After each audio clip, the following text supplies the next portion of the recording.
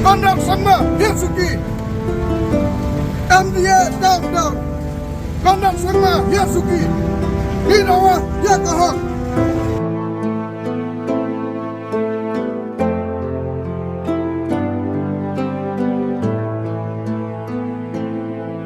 Ngait ya pagori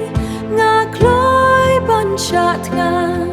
na banta upay pa bandaw ya kakajing kang diwang bi ai miu sam la jang tia marway bandawa ya kane mano ba isne ha ba kumne alingin kershan yaw ne samla Selten banyo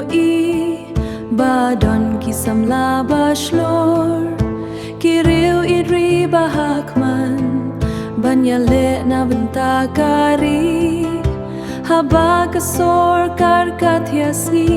kari kajot kape miu samla kenmon anmon ban yeng na benta upay ba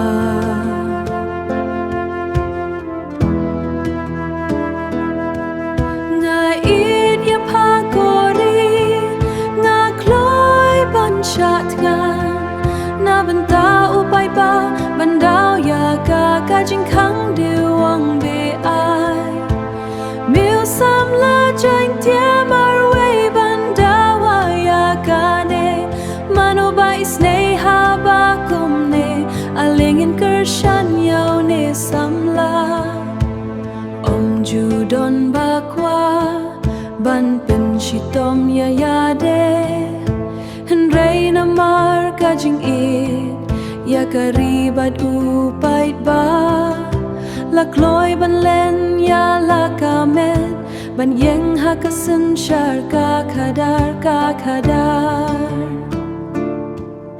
kan mau ko riu pikan sa junom